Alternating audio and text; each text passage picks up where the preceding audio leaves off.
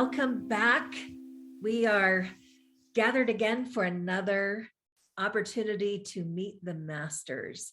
This podcast has been so much fun for me, such a blast to get to talk to these friends who have been friends forever, especially my friend today, and to share with you the quality of these people, the skill of these people, they're just such amazing human beings, first of all.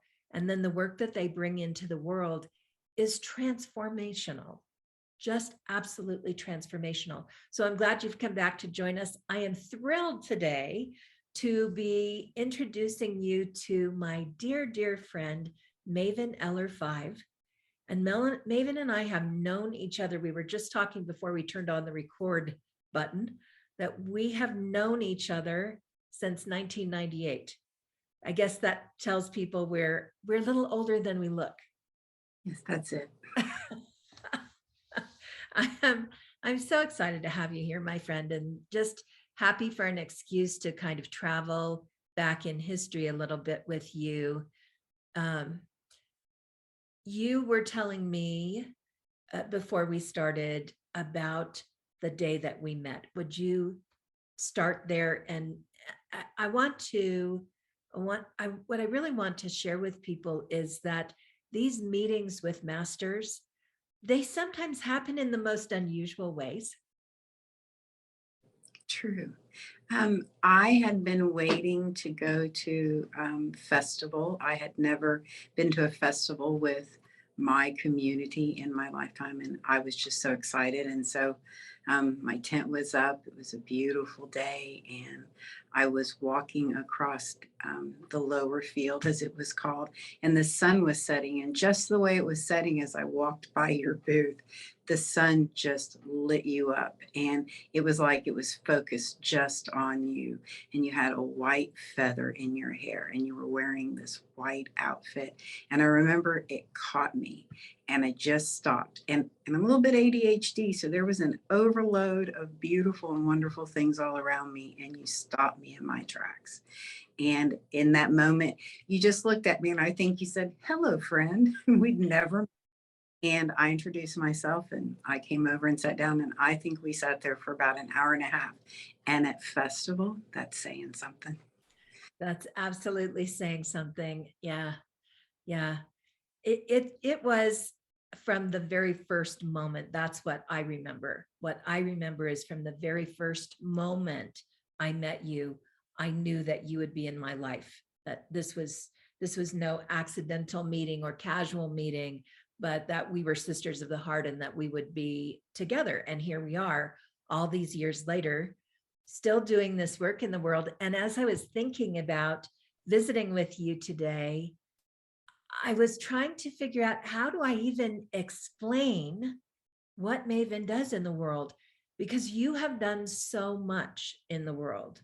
You have done so much to open the world to people across faith traditions, to understand the specifics, particularly of people on the pagan path, and to also, from the other side, for people on the who follow those pagan traditions, to open up and allow other people in their lives, to not become so, kind of living behind blinders that they can't see that there's common ground between us.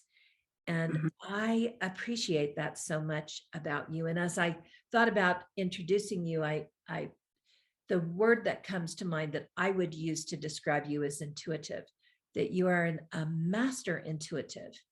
And I don't know if that's the word that you would, if intuitive is the word you would use. So I wonder how you would, how do you describe the path you're on, the skill that you bring into the world?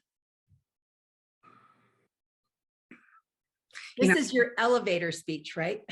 I was just going to say, like, this means I should have finished my elevator speech. I believe that I am a person that has certain intuitive gifts or is fair, and that I utilize those to help other people figure out their path. I like to create experiences that or share experiences with people that allow them to reconnect to themselves and maybe their soul a little easier. And I wandered around as what we call a solitaire for 20, almost 20 years before I found my community. And I only did that because I heard a song on the radio and put two and two together. I had no inclination of how to get there.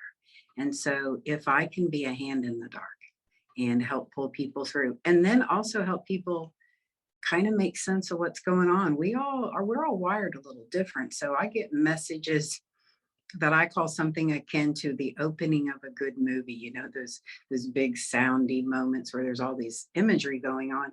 That's what it's like in my head quite a bit. When I sit with you, I start seeing things. And it's only getting, the more I do it now, because I'm doing it full time pretty much, I'm surprised by what I'm getting. It's very interesting. Yeah. So you read tarot. Do. You talked about a hand in the dark. I always think of you as a community guide, that you, as much as you work individually with people, that there is a community of people that interact with you and really follow, and not in that kind of guru way, but in a way that is based in respect and experience with you, and an understanding that you have insights into the world. And so, having watched you for a couple of decades now, I see how gracefully and graciously you lead people into the light. And so as I think of that, Maeven, I I want to ask you to travel back, because you talked about those 20 years or so of being a solitary practitioner, and not having that community, which is almost impossible for me to even think about. I want to ask you to go back and tell me a little bit about how you found your path.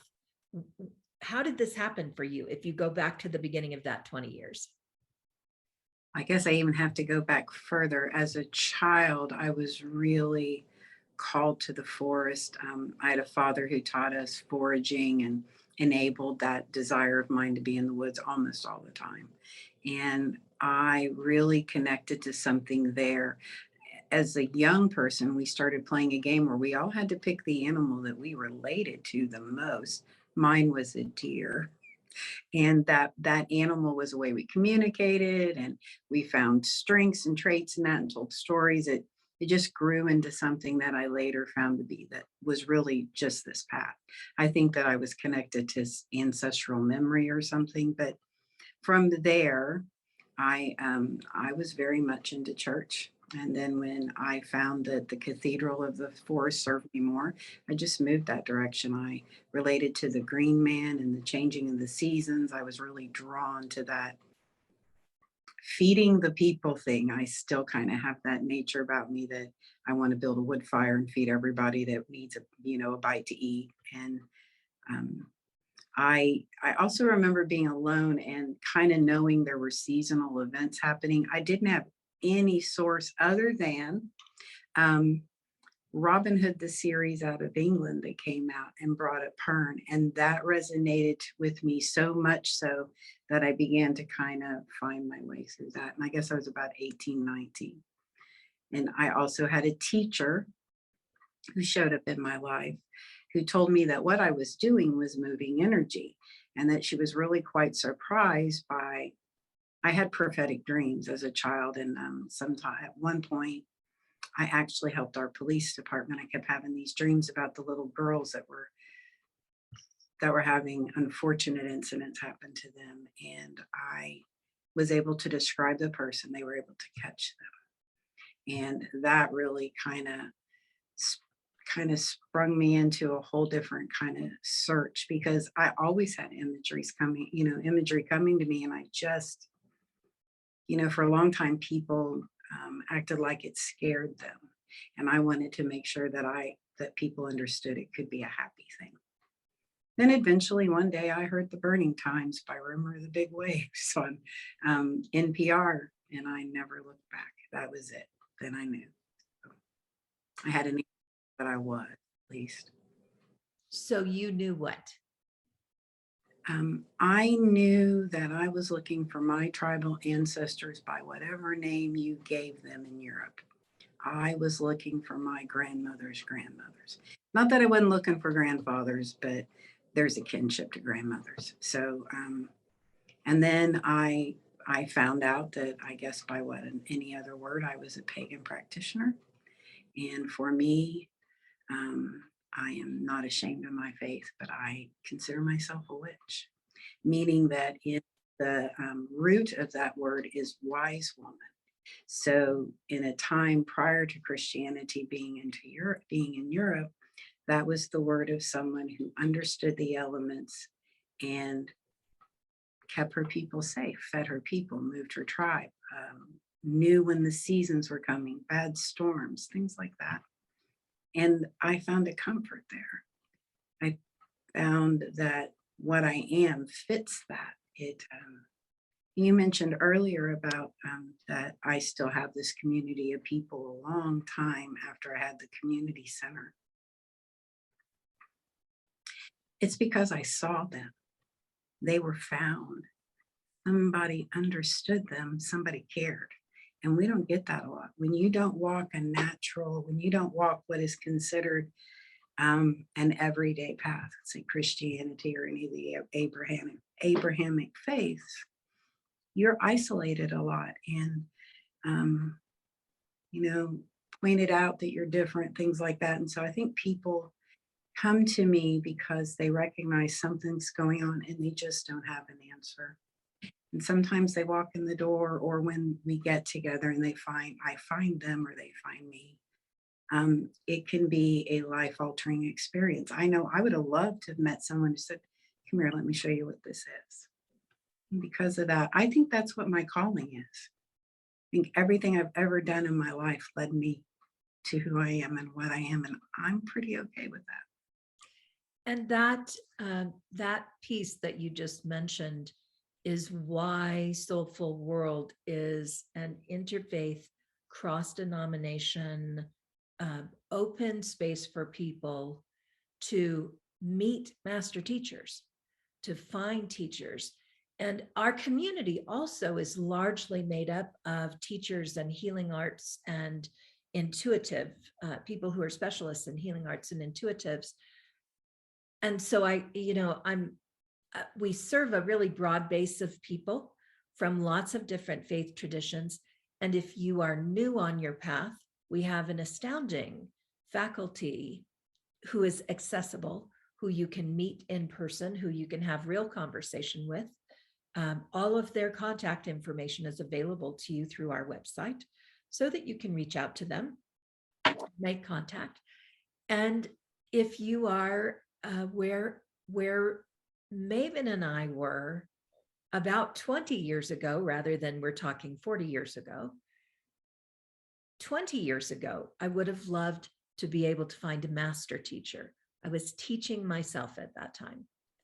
And I would have loved to find a person who was 20 years ahead of me, who could have shined a little light on what it means to work with people as a healer and an intuitive, how to really take good care of myself, how to know when I was in over my head, and how to, when you're in service, I think one of the things that you hear is it's lonely at the top. When you're in service to a community, sometimes it feels like there's not someone there to hear you when you really need to know whatever it is you really need to know. And sometimes those basics are as simple as how to do business, how to be in the business of spirituality. And sometimes those things that you need to know are much more personal. They have to do with how you interact with people when someone in the chair across from you has something going on that you haven't healed in yourself yet. There are lots of reasons that we as teachers and healers need teachers and healers. So my objective in putting Soulful together was that we would put together a faculty of people who could serve that need as well. And you are such a gift in that regard. I'm all about community, and that's what you're building here. So I gravitate towards situations like this, like the organization you have and other organizations I work with that are about community, that are a hand in the dark, trying to help people find their way. So I think when we connect more purely with our soul and master teachers and others who can open up doors and ideologies for us, it really helps us get down our path. And I know what it was like for me when I couldn't find someone, and I think that's what I was brought here to do. So, and I Yeah. appreciate the opportunity to talk about it. And I want to also say you used the W word, I and did. we reach 50 different countries, and in some countries that word is still, if you were to name yourself a witch in some of the countries that we have followers in, that would be a very frightening and dangerous thing to do. In our country, in the United States, things have changed a lot in the last 20 or 30 years. I wonder if you could talk about where you were on the beginning of that journey and how things have changed for you now. All right. So that word, that the W word, it truly means a wise person, someone who knows how to work with a group. Anytime we use that word, I think it's frightening to people, or it can bring up challenges. For um, for me, in the beginning of the path, I didn't know what word to use. I had some I had some thoughts about that, but I was a little bit scared of it myself. And then as I started to study, I found such empowerment knowing those truths that um, I basically, my genetic DNA comes from Europe, and I'm mostly from the British Isles. I'm Welsh and Irish and mostly Scottish now that I know, and a little bit Scandinavian, a little bit of from Danish, a little Danish. So when I found those things out, it answered some of the visions I had. I always have this thing about walking in the woods, and these I couldn't place where they came from, and I felt they came from that past. So embracing that terminology was empowering to me, because I believe that just like in this continent, when once upon a time, the Native Americans or the indigenous people of this continent were not treated well, as we all know.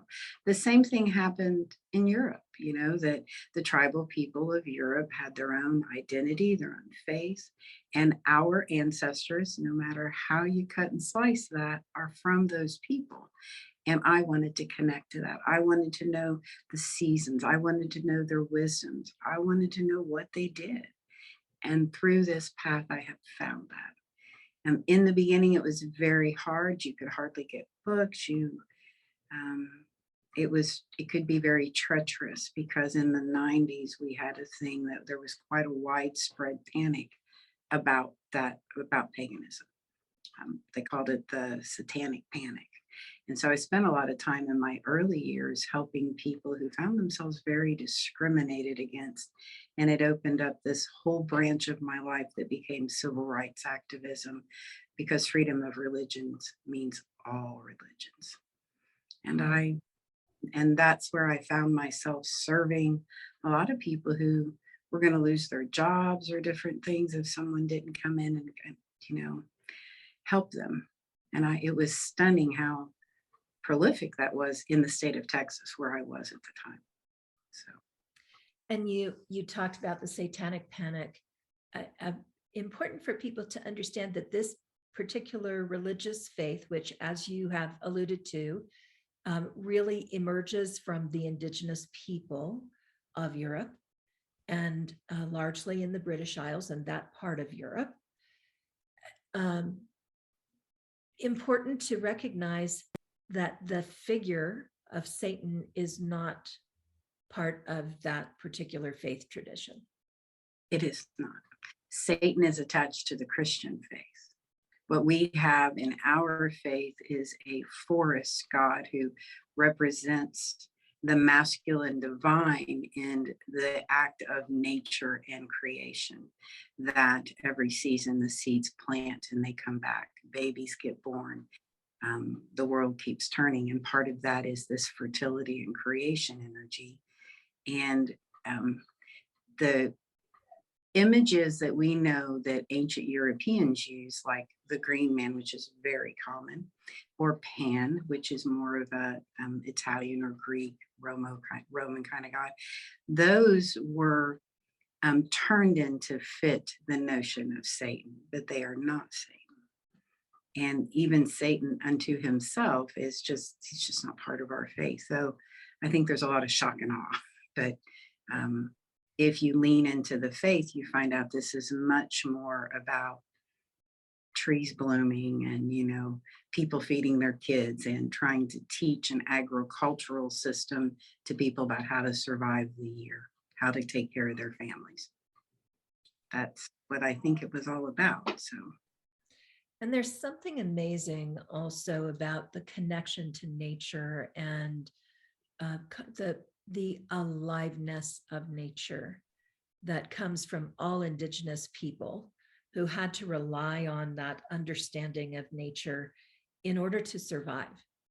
They had to know when the insects came, the birds would follow. And when the birds came, the small predators would follow. And when the small predators followed, then soon the larger animals would come. And they had to watch that cycle. They had to see when things bloomed and really understand that there is an interconnection between all things.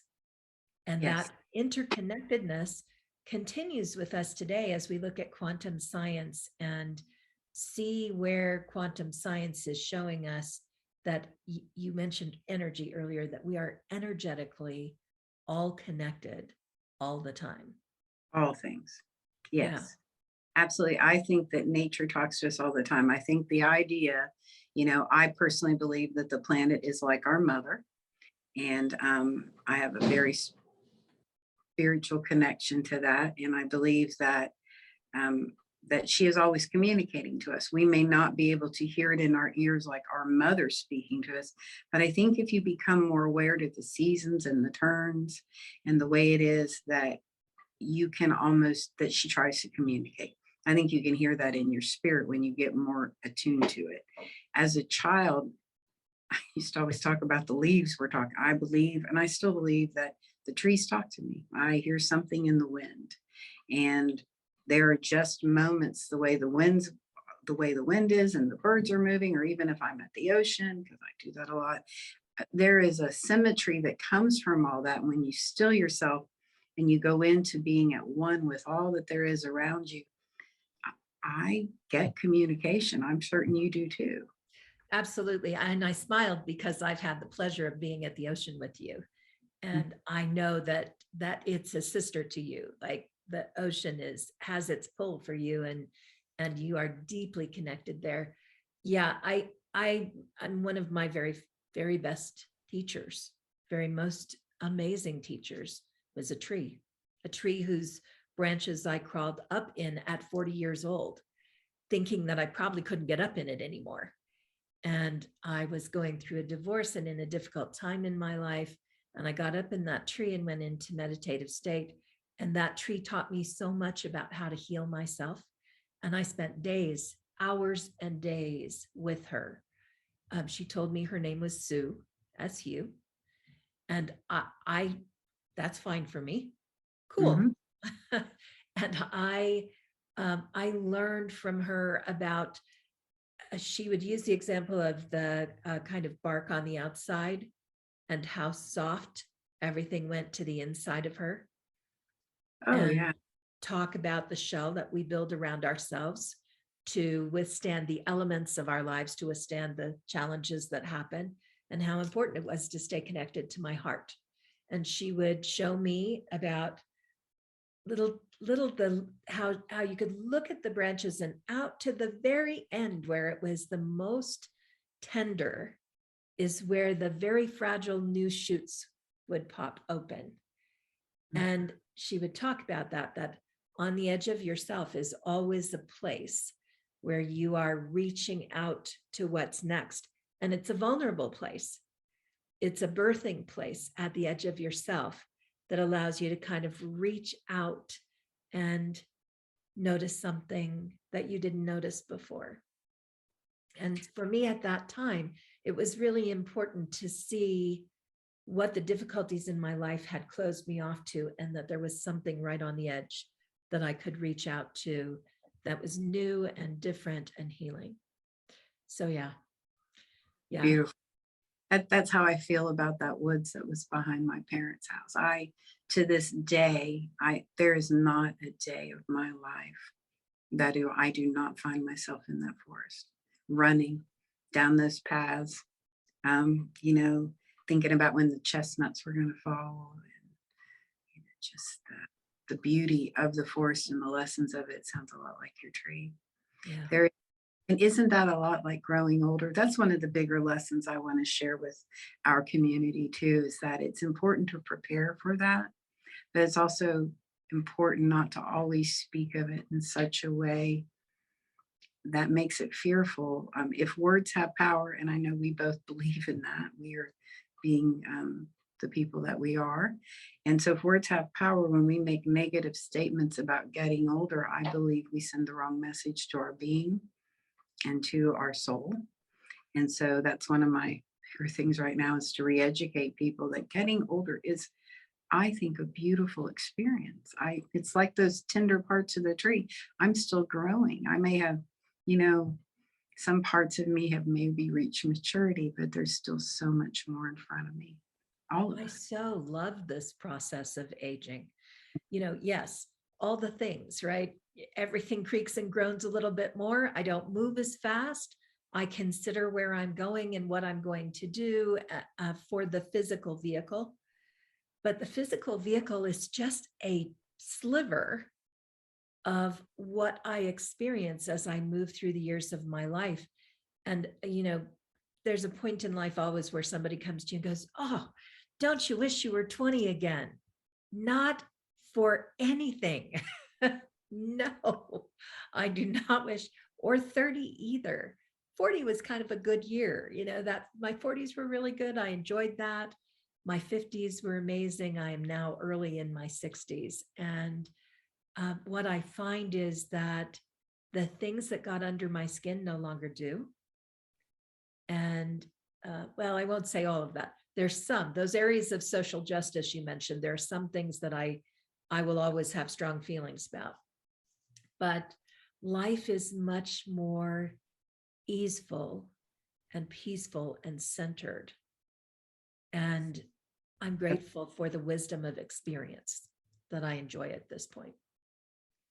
I think that's a very good way of putting, saying all of that, that I am far more centered, and I'm quicker to find my center if I find myself outside of it. Life is about lessons, and every day we have an opportunity, the way we slide back and forth and emotions about things. But like Kabbalah, for me, I tend to walk a pretty merciful path, but I also think severity has its place, and we're supposed to reach across to the middle aisle and be in harmony. I really try very hard to do that. It is not always easy, because I'm quick to social justice. I will just share. I'm always going to be that person that goes towards trouble, and I raise my kids that way. But if I was in Europe, I would have been at the border. I would have been there lending a hand. And it is only because I can't get there that I'm not there.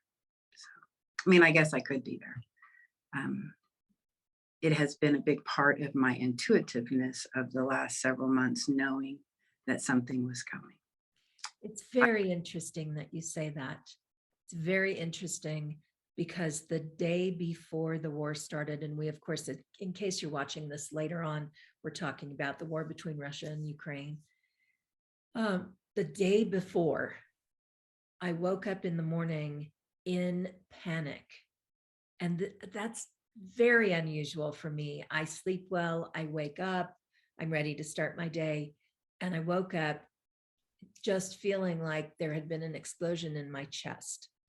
And with visually enough that my husband looked at me and said, "What's wrong?" And I said, "I don't know.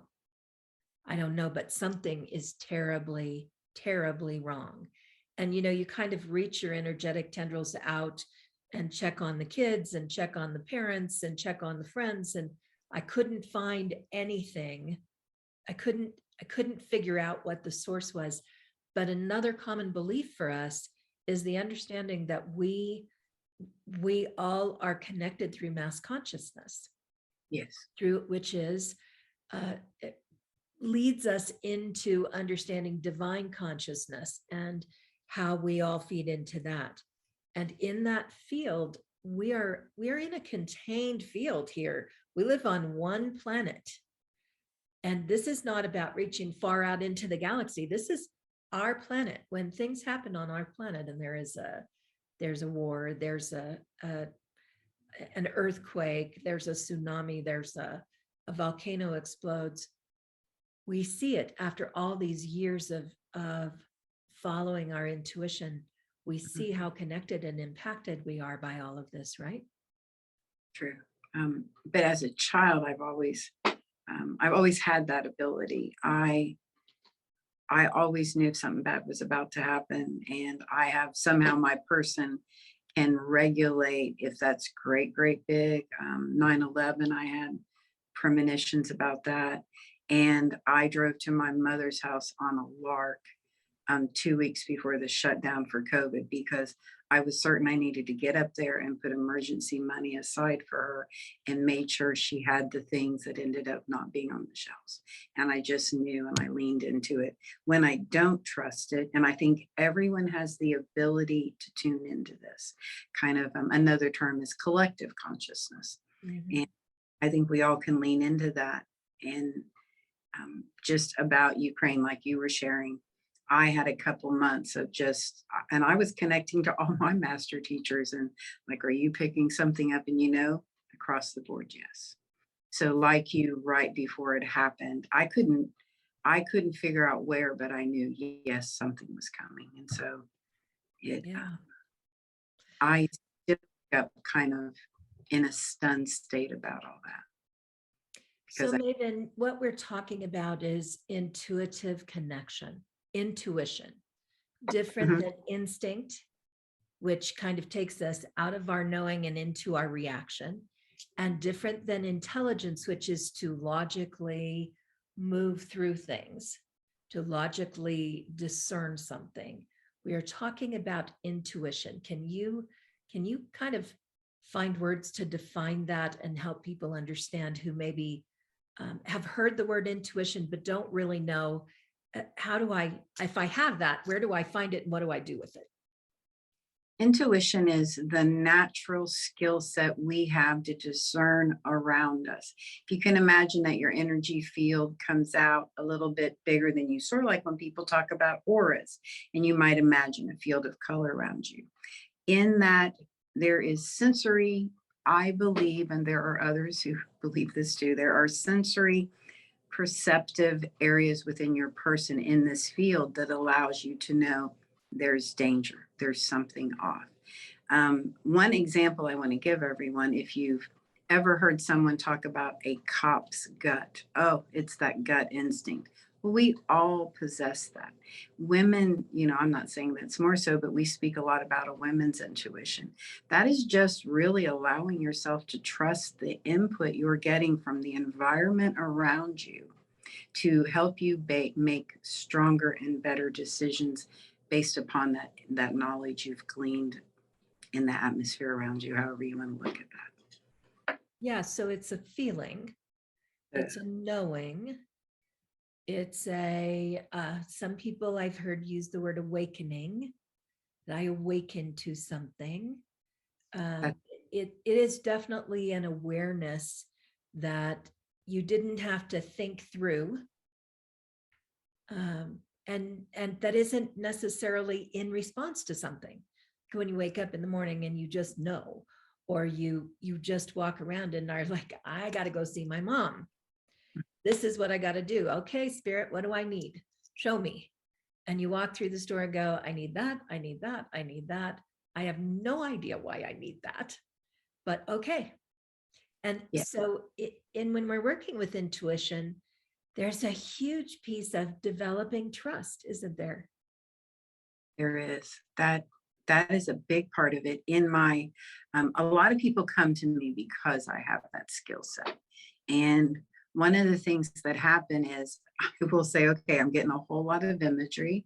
I'm going to lean into things that feel right. You let me know when I'm getting to it. And I am very surprised by the things that are so very and utterly random that kind of drift in. And then my person, you know, when you're working with someone else, for me, I can know there is a knowing that anchors me into, I cannot be dissuaded from this. When it's with someone else, the imagery not nudges me along and I can share that with them. Um, and being able to discern which one of those things are comes to being a trust you build with yourself, getting to know yourself and knowing what yourself is showing you. Yeah. I think that's different from everyone. So what may work for me may not work for every other person, but it's all based on a similar system for all of us.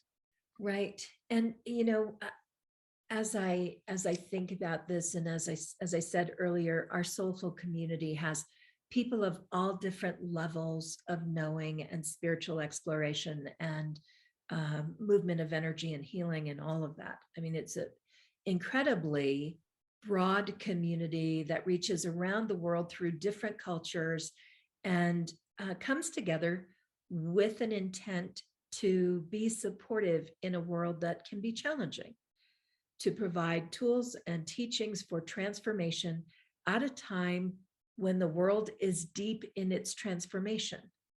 And we're moving from only being able to see what happens in our neighborhood to where we are now, where we're deeply engaged as individuals in what's going on everywhere in the world.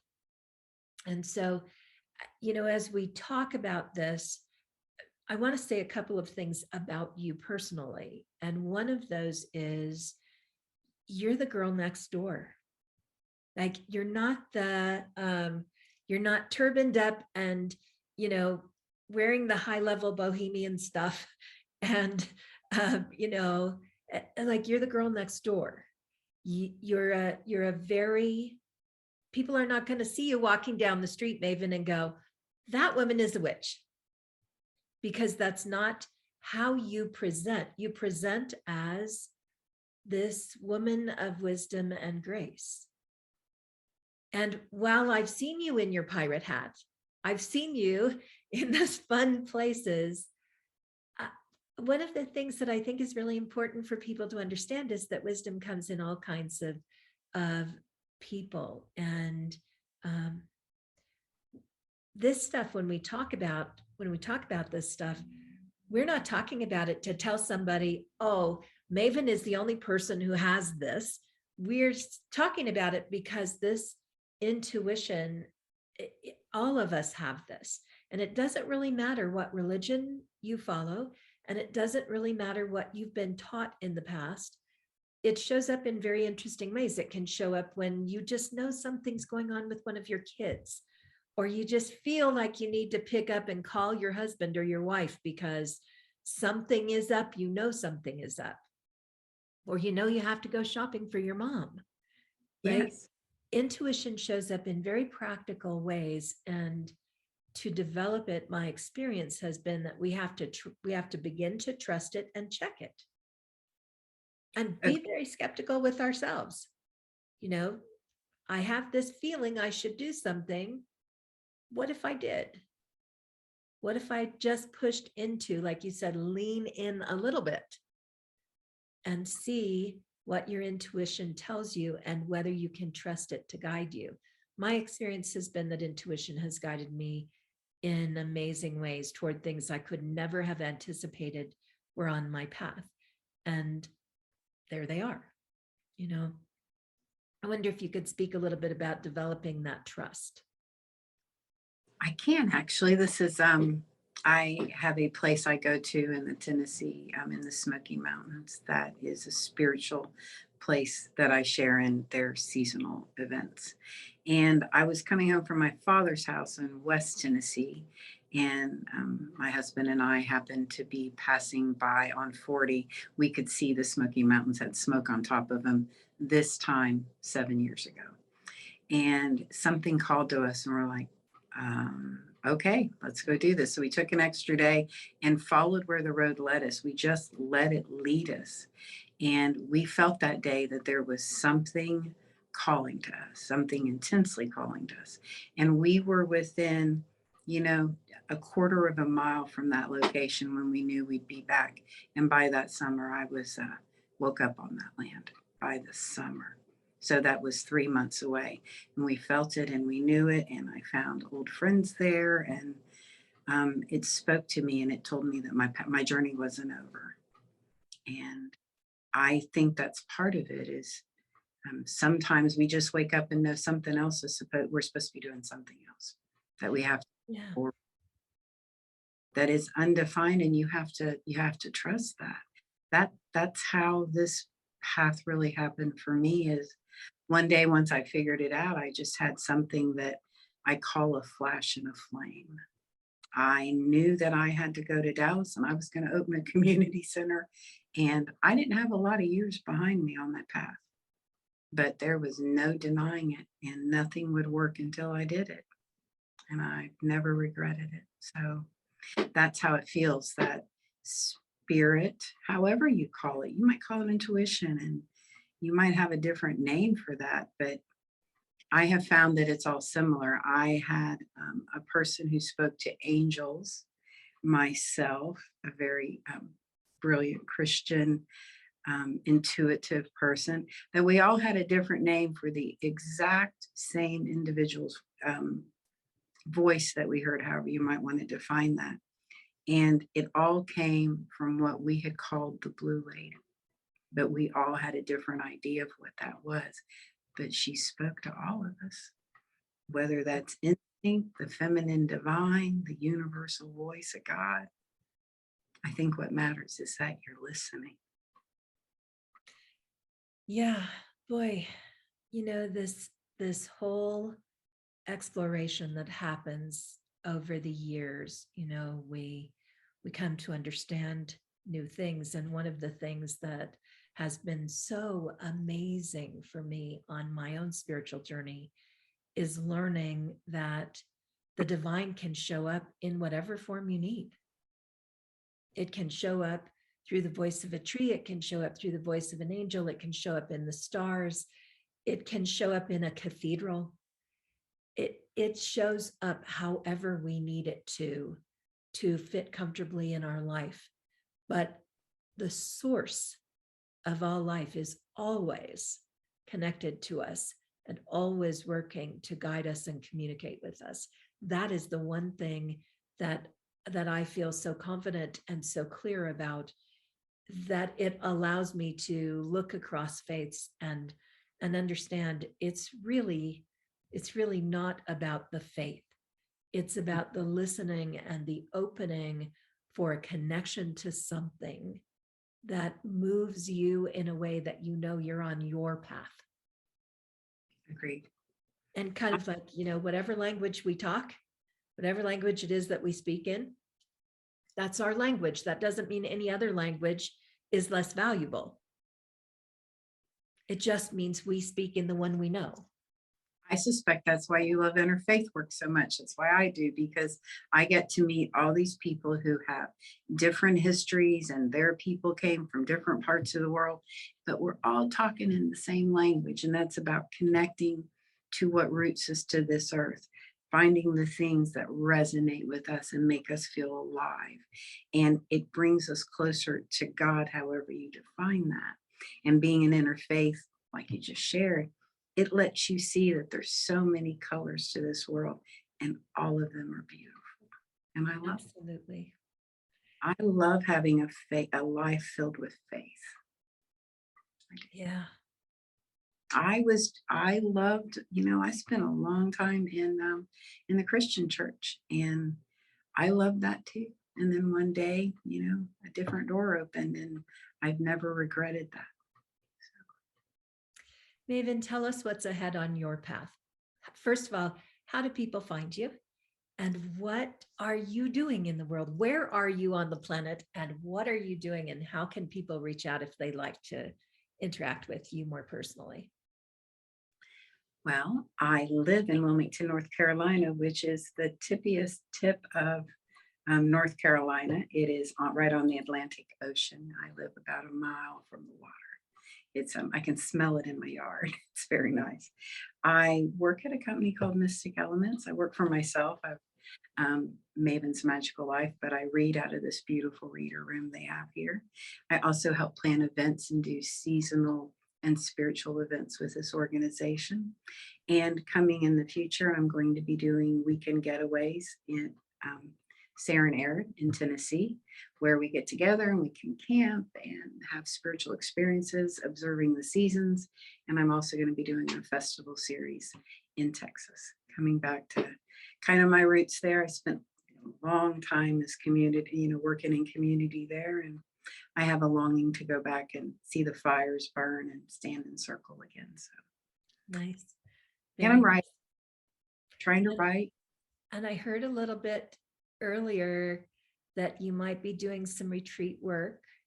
Yes, that is really one of I have aligned myself with some beautiful sisters, and we are going to try to do some retreats that are experiential, that move people through the different elements. And like, there's going to be gong work, and I love vibrational sound and meditative work and journey work and things of that nature, so that you come in and you get a better understanding of where you align to, and you kind of know where to go with your path and get a recharge, get your cup filled up.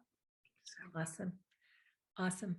I will put Maeven's contact information in the chat below so that you can find it. And if you are looking for more inspiration, Maeven is an amazing, amazing source. And I'm just so honored, sister, that we've been friends all these years. So honored to kind of evolve with you, that we're evolving into this next part of our life. I want to, if you don't mind, I want to share this one last little thing. So every time I've thought about this podcast, I don't think I've probably ever told you, but you remember sitting in a circle at the Twix when we were on exposition and we were doing the drum weekend. You'd come in with Sapphire, and we kept taking those stones. I have, ever since the day we placed those stones and we would pass them over, and it made this rhythmic sound, and the whole group, we became one. Resonated with me, and to this day, when I think of you, I remember that you aligned all of us in that moment. And you're still doing that, my friend. You're still doing it. We all do what we're called to do, don't we? We do. Yeah. Maeven, thank you so much for your time and for your sweet heart and for the good work you do in the world, and for saying yes when I asked you to be part of Soulful. Thank you from my deep heart for that. Friends, this is what we do. This is why we're here. We're so happy that you've taken some time with us. We'll see you again soon.